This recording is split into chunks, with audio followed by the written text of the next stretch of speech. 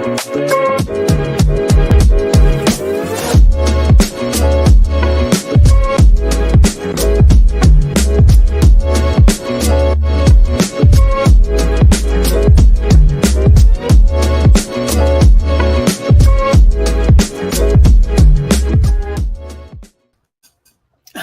tardes, LEC community.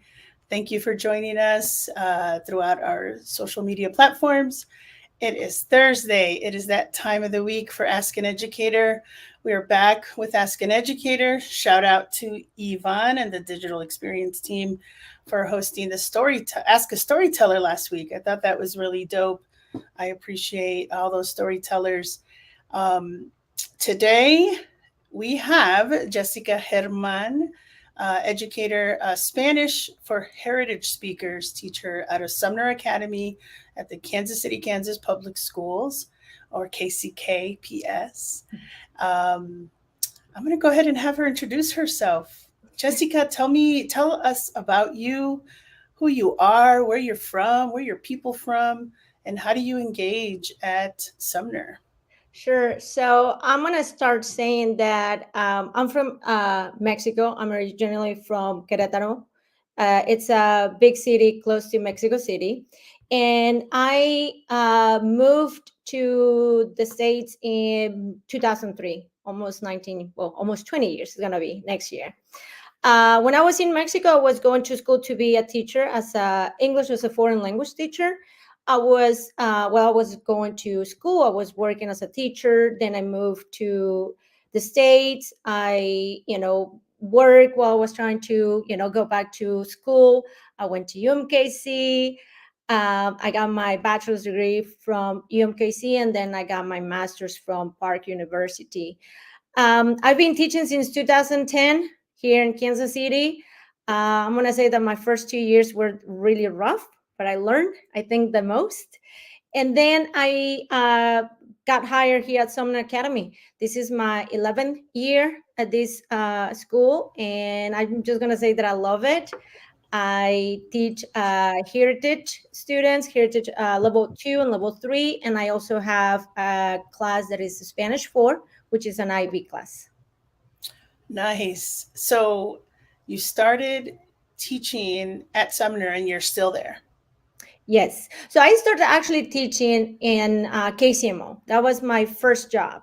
I was there in that school for 2 years, and then I moved to Sumner Academy in 2012. And since then, I've been there. I just don't see myself going anywhere. If I leave, it's because I'm retiring from teaching, but that's it. I love the students. I love the school. I also feel like, the teachers, we have a good community there. And my main thing is just the students. I mean, I just can't see myself going anywhere where I can find the students that we have there at Sumner. So I just love my job. It makes it so much easier when you really love doing what you're doing. So every time when I wake up, even though I'm tired and everything, I just know I want to go see my kids and the things that we have to do to accomplish. And it just makes my day. It really does. That makes me really happy to hear that you're happy. You wake up looking forward to go.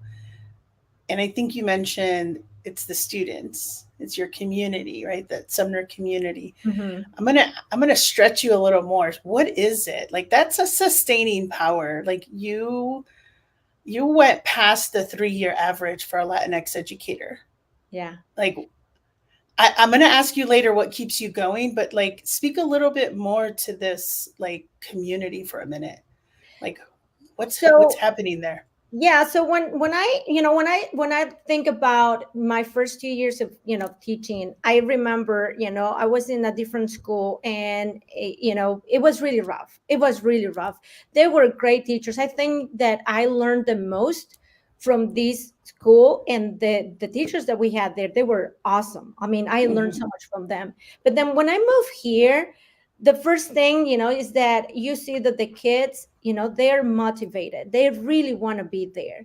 The majority, I want to say, they want to succeed. So when you have that type of student, as a teacher, your job is so much easier. Now, that doesn't mean that you're not going to do anything. The expectations that you have as a teacher, because the kids are also so eager to learn, that you have to be ready. You have to prepare your classes. You have to know what you're going to be teaching them, your subject. Mm-hmm. Talking about the community, as I said, the kids are awesome. They want to learn. They want to be there, but also you feel the support from not only from the students, but also from their families. And when you have that support as a teacher, things get easier too, because if something is not working with the student, you know that you're calling home, calling mom, dad, grandma, whoever's at home. They're going to be able to help you out, talking to the student, or trying to figure out what is the best way to help these students. Now, I'm not saying that everyone is going to have that type of support at home, but the majority do. So we, as a teacher, as I said, things get easier when something is not working with the student. I know that I can call someone at home, and that someone's going to be able to help me out, figure out what to do now with the student, how to help this student at the end. I want the student to succeed, and at home they want to do the same thing. So that's the community that I am. As I said, I love my kids, I love their families, and as a Latino, a lot of my kids they're gonna be Latino, they're gonna be Hispanic, and the communication that we can have is also different. Our customs, our culture, we can connect in a different way. And my students, the ones that are Hispanic, they know that they can come to me. Their families, because a lot of them, they don't speak English, they know that they can come to me so they can communicate. And that's another big thing. When these families understand and they know that there's someone there in that school that they can speak for them, that can be that bridge between someone that doesn't speak the language and them, they're gonna find you the best resource that they have, and they're gonna trust you. And that's the best thing that I can have as an educator.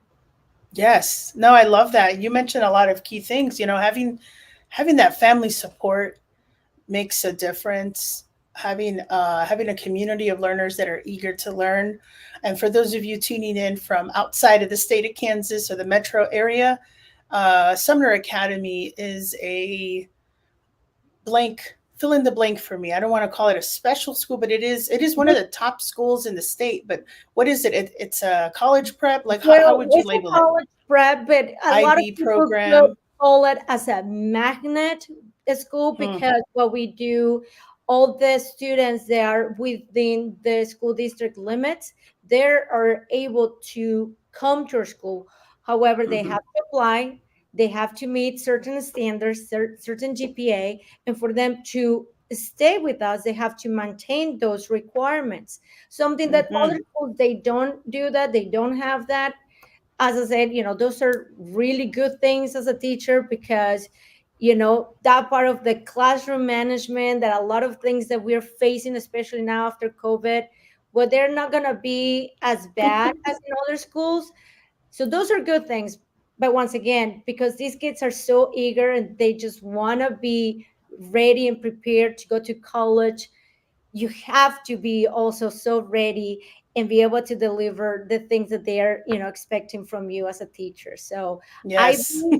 it takes a lot of preparation, a lot of knowledge, a lot of time consuming, because you as a teacher, you have to grade a lot and within a short time. So yeah, And they want more. Yeah, it has those challenges too, I'm sure. Like if you're used to not having a lot of participation, I kind of chatted with Alicia last week, I think, about this. Like, you go from like very little participation engagement to a whole lot when you switch over to a school like Sumner. By the way, she's here to show some love and support. Hola, Alicia. We will be interviewing her next week. I'm so glad we got like KCK and Sumner back to back the next couple weeks. And Dr. Clark is tuning in. He's an educator out of KCKCC. I was going to say Penn Valley, but he said awesome was the word we were looking for. So when I was like, fill in the blank, Sumner is awesome. Okay. Thank you, Dr. Clark, for joining us, and Alicia. Well, thank you for answering those questions. I think that was, you know, an impromptu question that I thought I would ask. Like, is that does matter? Like building community and having a support system within the community that you work in. Tell us about your leadership story. So we're going to shift a little bit. So at the LEC, we believe educators are leaders, right? And you have a leadership journey. So you decided to be a teacher. Tell us about that. Maybe there's something about your upbringing or your childhood that has supported you, or just gives you that story of, you know, your journey as a student, as a professional, anything that you feel is relevant to credit where you're at today. I want to start that, you know, by saying that I've always wanted to be a teacher, even since, you know, I was a little kid. And it's kind of interesting because I remember playing with my dolls and putting them in rows, and then me teaching, and I could spend hours and hours doing the same thing. So when I had to decide what to do for a living, you know, I have to go to college because that's what my mom and my dad always told me to do. I wasn't sure what to do. You know, I thought about so many other things, but then, you know, the light bulb went boop. And I was like, hey, I love teaching. I've always liked, you know, doing this. So I started, you know, as I said, as an English as a foreign language. And then I came here and I, you know, continued working. And I was like, well, I'm not going to be teaching English, but let's just be real. So what else can I do? Well, Spanish, right? That's my first language. And not because I'm, you know, a native speaker, that means that I know everything. I had to go back to school and then, you know, take tons of classes that had to do with Spanish. But I think the most important, the reason why I like the position that I am is because I can empower my kids. I can, you know, tell them the great things that they can do. What are the things that they can do by being bilinguals, or by being trilinguals, or polyglots, because I have students that they already speak several languages at home. So when you have that, you know, power in your hands to do something positive with, you know, these kids, it's a big thing, because you can either, as I said, you can do great things, but you can also destroy lives, or you can destroy dreams. So in my case, it's like, I want them to see the great things that they can do. I always hear people when they come to me and say, oh, you know, I took Spanish, but I didn't learn anything. I never learned how to speak, or this or that. Like, why did I even take it? It always makes me think, like, I don't want my students to feel that way. What I want is for them to feel like, I learned this when I was in, you know, high school with Miss Jerman, and I can use it now. Either because, as I said, there is the second, the third, fourth language, or because they're speaking Spanish at home, and the way to communicate in a better, you know, in a better way, or more in an academic way. So more than anything, it's just to make sure that my kids can feel that they can do something with what they are learning right now, what they are acquiring, because for me, it's more than anything acquiring the language. What can I do now? What are the things that I can do? And most important, how I can help my community. Because once again, we're in a community where we have a lot of Spanish-speaking people that they need, you know, people like us, bilingual people, to be able to, you know, close that gap between the person that doesn't speak the language and them that they don't speak English. So for me, that's the most important, as a leader, as a teacher, to be able to give them those opportunities to my students to do something with the abilities that they're already acquiring. That is so interesting, Jessica, that you knew that you wanted to be a teacher since you were a little girl. That is amazing. And you're not the first person that I've heard say something like that, like lining up their dolls or their stuffed animals, or younger siblings, and saying like they play school, right? Yeah. We used to play store, like 𝗟𝗶𝘃𝗲𝗏 𝗦𝗽𝗲, like with the calculator and fake money. Like, yes, that imagination when we were kids, you know? Yeah. And I unfortunately did not know at that age that I wanted to be a teacher. I discovered that in my early 20s, and it was something I couldn't hide from. It was just kids being like attracted to me like a magnet. I'm like, "Vete pa' allá," like, and finally I gave in at about 24. I'm like, fine, no. But thank you for sharing that. That's beautiful, beautiful. And I want to ask you another like stretch. So you mentioned setting up conditions to empower students. I I'm very curious.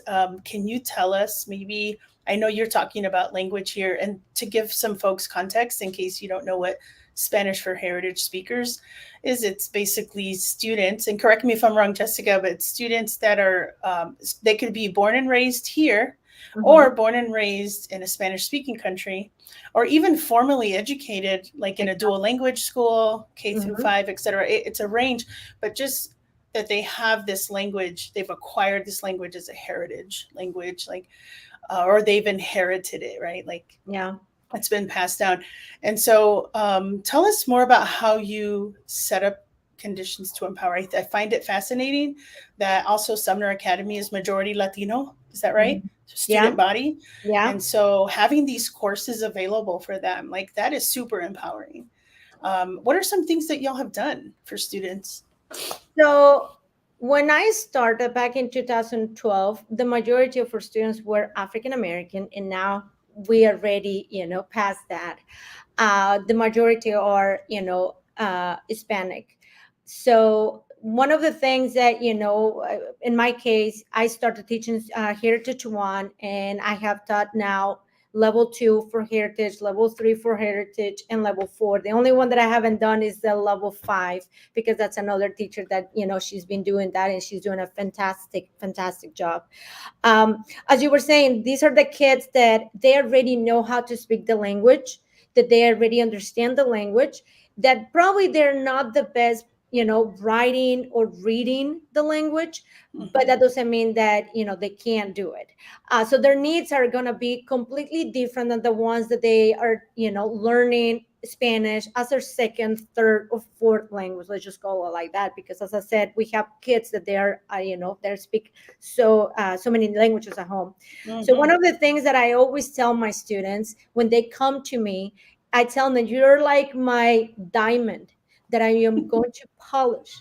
This is you. And I show them when we have them, what we call in Spanish, un diamante en bruto, right? And I say, please do not think that I'm calling you something bad, but that's how we call it. When it's not polished, when it just looks like a rock, and I show him, I was like, that's you.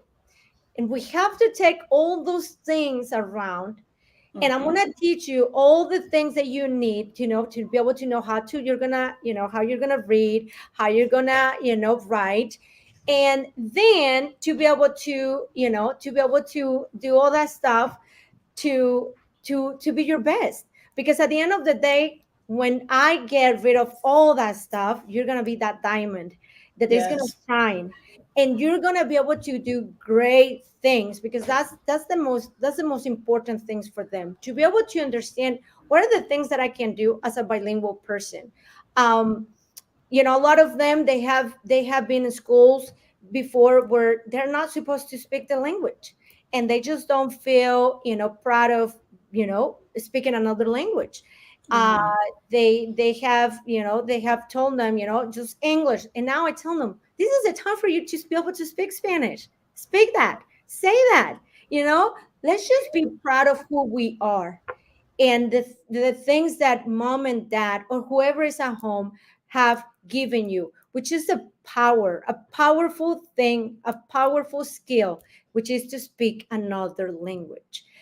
For them to be able to understand that, and to be able to see the great opportunities that are out there, because when you give them numbers, like, these are all the jobs that you can apply, this is how much they're going to be paying you, these are the qualifications that you have to have, it's like taking something from them, and they're like, wait, what? So those are the things that I do with my kids, to for them to understand the great things that they can do. And as I said, I always said, it doesn't matter if you want to be a translator or interpreter. Someone is going to come to you and they're going to ask for your help. Just because you are Hispanic or you look Hispanic or you have a name that is Hispanic, people are going to come to you and ask for your help. And because you're a human being, especially if you see that the person needs that, I know you're going to do it. Let's just do it correctly. Let's do it, where you feel comfortable, you feel safe, you feel secure, instead of like, I don't know. And let's just also be real, or students, in especially with this community, they have to meet that double standard. They're American because either they were born here, because they're growing up here, or they're Spanish. I mean, they're Hispanic because they were brought here because their family is Hispanic, and they have to meet both standards. They have to speak English really well, but they also have to speak Spanish really well. And it's a lot of work for our kids. Right. No, I like that. Like, understanding language from an asset-based perspective, and understanding that wherever you go, I mean, we're projected to be, 30% of the US population already. Not to say all 30% Latinos are, proficient Spanish speakers, but you're most likely going to bump into a Spanish speaker in any field. You take your car to a mechanic, you go shopping at a store, you go to a doctor's office. Like, there's going to be opportunities.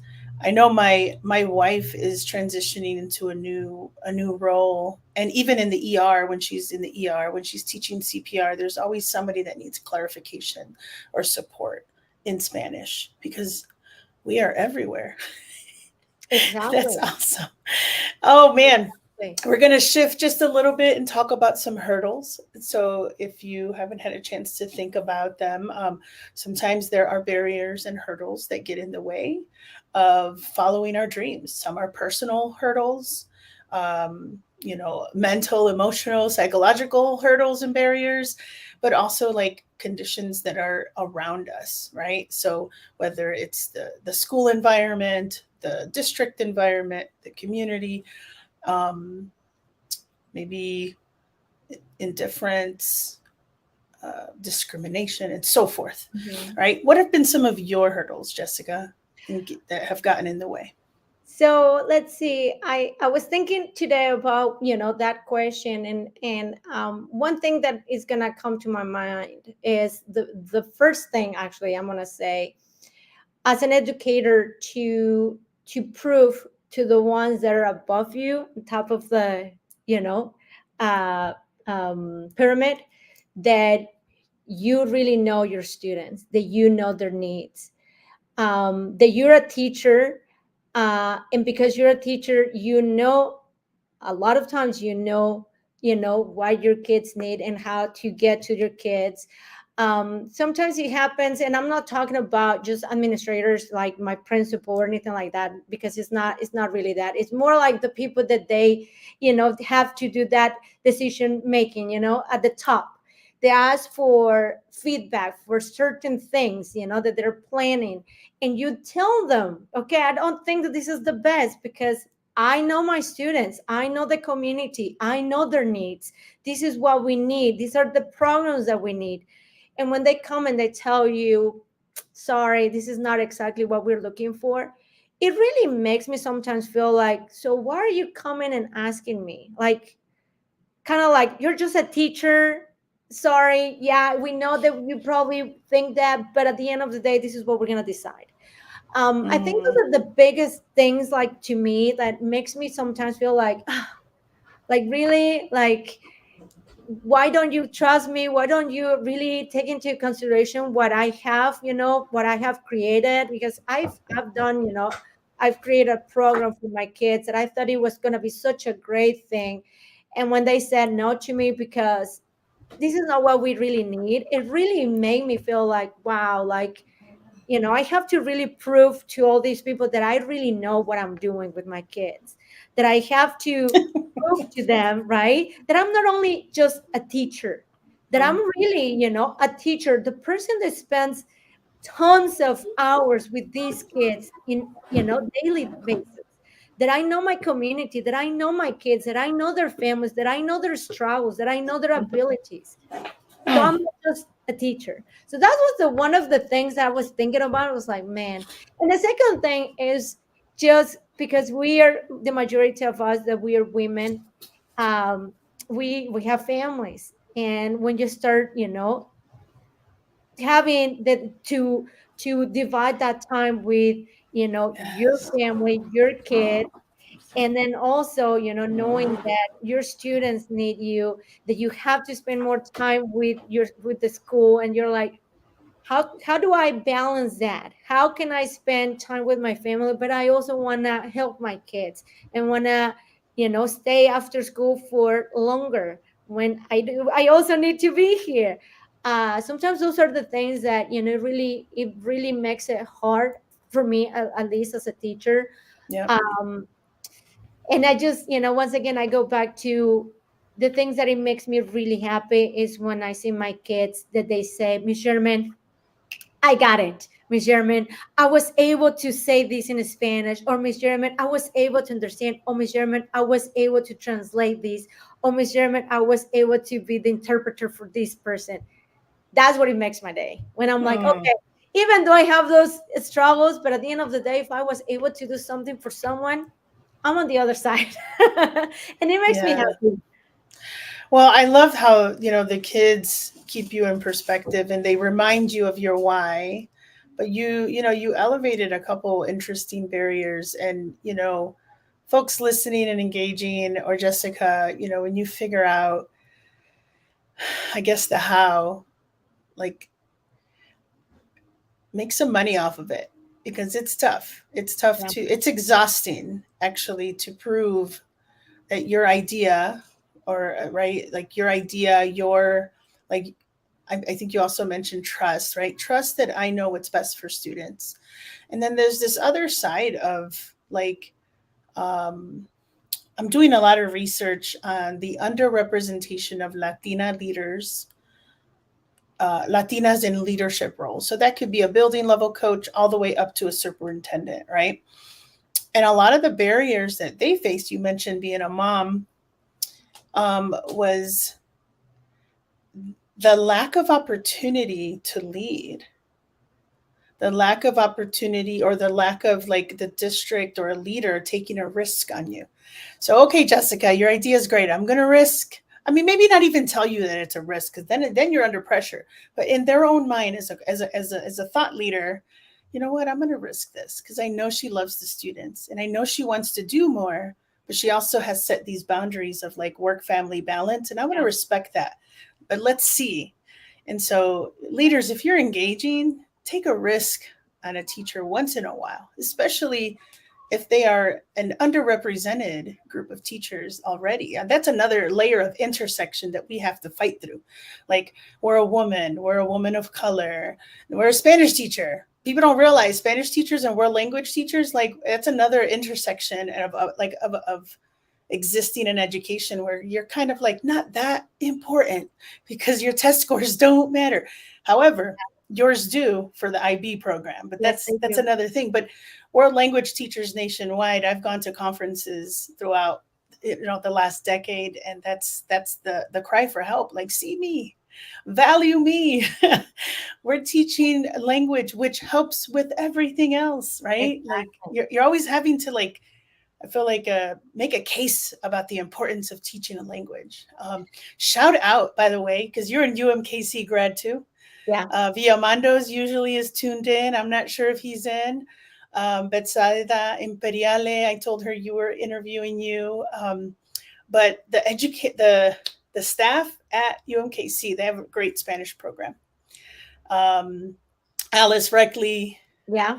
Luis Imperiale, he's retired. Villamandos. Yeah. Help me out. I know those were my I got some three. of those in the, well, I'm gonna say it for the foreign language, but also I Yeah. remember Dr. Pesina. He was Oh, the Dr. great teacher Piscina. and Yes. great professor too. When I was there, that was back in 2010. Yeah. Just a I few years started ago. I started in 2011 there. right? So, No, I graduated in 2011. well, So when I I started- graduated was in 2012. I mean, 2010. And I was there from 2008, 2010. Yeah. Oh, and 𝗧𝗂𝗏𝗏. That was my other Spanish teacher. Yeah. I started in the 300 level courses, which I don't know if that was a good thing, because I don't know what 𝗓𝗲𝗏𝗏𝗏 and el pretérito and the subjuntivo, like I was like, whoa. And all these like non-native Spanish speakers knew how to put the tablas together. And I'm like, can we just not do this? I feel like I'm doing math. Well, that's one of the things that, the challenges that we native speakers we have when we're teaching Spanish as a second language. We know how to speak, and we think, oh, because I know how to speak it, because I know how to do this, I'm gonna go and teach it.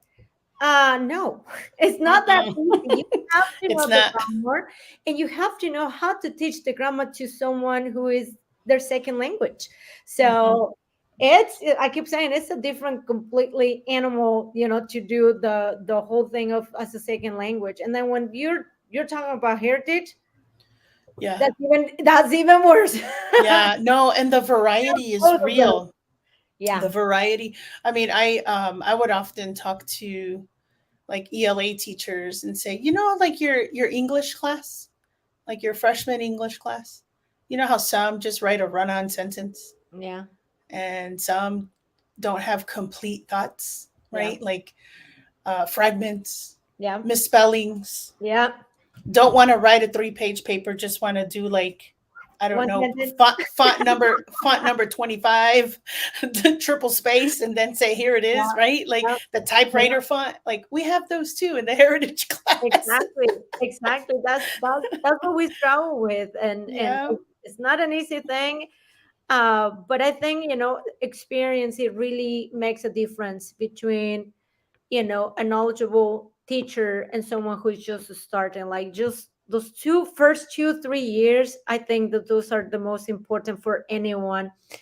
If you can make it, I think you're on the other side. Yeah. Yes. Well, my next question is, and I think it's a good time to share some of these pictures that you have. What keeps you going? So I'm going to share some of these pictures. Here we go. All right, there we go. So those are 2 former students. They were with me in Spanish 4 IB, and that was when we went to Europe. We went to Madrid, we went to Paris, and we went to Rome.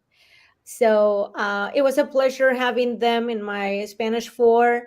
They graduated, I'm going to say, if we went to this trip in 2015, I think that was the year, or either they graduated in 2015 or 2016. That's when they graduated in 2016.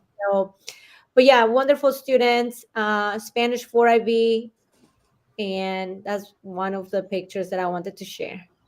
Awesome. What a great opportunity, by the way, to study abroad. Kudos. Yes. And what's happening here? So this is a group that we had back in 2000. I'm gonna say 2014, maybe. It was what we used to call it LEAP, which it was Latino Ethnic Awareness Program. So it was for all the students that were either Hispanic, Latino, or they just wanted to know more about the culture. So that was just kind of like half of the group, because that year we had a lot of kids. Now they changed the name to LSU, which is the Latino Student Union, I believe. And there's actually one of my co-workers, Mr. Arias, another Spanish teacher right there. And we took the kids to a field trip, and we just took a picture. It was a wonderful group to have at that point. We used to do a lot of activities with them. Awesome. Yes, we're looking to bring Alan Arias to our Ask an Educator. He's actually teaching out of, is it North Carolina? I believe so. Yeah. Yeah, and he's also teaching the Spanish courses. He's actually at a dual language conference today. Looking forward to connect with 𝗧𝘂𝗲𝗏𝗏 out there. And then what's happening here? So that was another group of students from the same trip that we went, that we did to Europe. Once again, there are some of the students that I had there in my Spanish 4, and actually there were other ones that they were not really in the Spanish program, they were actually in the French program. What we've done in my school is that the French and the Spanish department, we, get together and we try to, take some kids to some of these countries so they can experience, the culture, the language, to see what we always talk about, in the classes. So it was, as I say, it was a wonderful experience, and that was one of the pictures that I wanted to share as well. That's awesome. Thank you for sharing those. You're welcome. And I've heard you say over and over, students keep you going, but is there anything else that keeps you going? Anything else that you want to elevate? I think that another thing that it really keeps me going is that I love languages. I really do. And for example, when I'm with my students, not only just to see them, experiencing, what we do in the classes, but I personally, I get a lot from my kids. For example, with my Spanish 4, a lot of my kids are from different backgrounds, and it's just wonderful to be able to learn about them, about their culture. Something that, for example, at least as a Mexican, I'm gonna speak like that. In Mexico, we don't really have the chance to learn from different backgrounds because there's not a lot of diversity that what we have here. So now that I have that opportunity, of course, every time that I have the chance, because, a lot of the things that they have to do within the units is present, and it has to do always with, their heritage. They have to connect that with their own culture, and then just to see the differences or the similarities that we can have with them, us as Hispanic, with, my students, they're from different backgrounds, especially with my Asian students, the ones that are Hmong. It's just a different thing. And as I said, I love that. I love being able to do that, and also to be part, as I said, in a team, in a community, especially here at Sumner, my department. I think we get along really well, and to be able just to also support those teachers, the ones that are new teachers. As I said, it's not that I've been teaching for 100 years, but this is my year 13 as a teacher, and I think that I have earned some of the knowledge that I have, that I like to share with these new teachers, that I would like to support, because teaching is not an easy profession, but I believe that it's so rewarding at the end. Just to help other ones is just the best thing. It's the best feeling. Absolutely. You couldn't have said it better. So to wrap up with our last couple questions, I'm not sure if you were aware of this, but Latinx educators are the fastest growing demographic of educators in the country right now. And unfortunately, they're also some of the quickest to leave, with 3 years being the average amount of time spent in the classroom, compared to 5 years at that national level, the national average. Yeah. Why do you think this is? And what advice would you give a Latinx educator listening right now that might be struggling and might be on that 3rd-year cusp or 10th-year cusp and thinking about, leaving? I think there are 2 main things. The first one is support from administration, support from their community. When you lack that support, it becomes really hard for you to be able to do your job. Teaching is not a job that you can just do, just by yourself. You have to collaborate. You have to work with other ones. And when you don't have that support, as I said, it becomes hard for you to be able to have all these things that you have to accomplish, because we're talking about human beings, little human beings or bigger human beings. But at the end, there are tons of kids that you are going to, you're going to be working with. So that's the main thing, to be able to find that support system that you might be able to find somewhere. As I said, in my first 2 years as a teacher, it was really hard. However, I was able to make it those 2 years because I found wonderful teachers that they were able to help me out, giving me ideas, me, asking them, hey, can I go and observe you? Can I get, some techniques? You as a teacher, you also have to ask for things. You also have to ask for support. Otherwise, people are not going to come and tell you, hey, what do you need? There are going to be some teachers that are going to do that, or administrators, but you also have to do that. You also have to ask for that help. And the second thing that I was thinking, it's also, we always talk about how kids, how our students, they want to connect with someone like them. We teachers, we also want to feel the same way. We want to be able to connect with someone like us.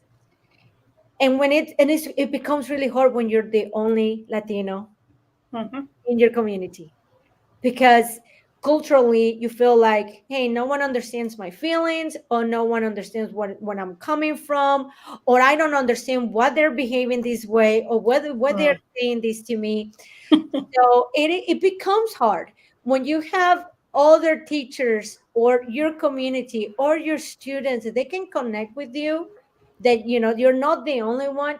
It gets easier. Like, I think about now, a lot of my kids can connect with me, but I also personally, I can connect with them, and their families, when they come to me, they can connect with me. It doesn't mean that we all share the same background, but in certain things, hey, we speak the language, we have customs that we understand, traditions that we understand. I understand because I'm also an immigrant. I also have family in Mexico because my parents are still there, my brothers are still there. So those are things that we share in common, and when you have that connection, it makes it easier for you. So one thing, ask for support. Second thing, trying to connect with others. If there is another teacher that has the same background, try to connect with them. It doesn't have to be in the same school. Maybe it might be in a different school. Yes. Thank you.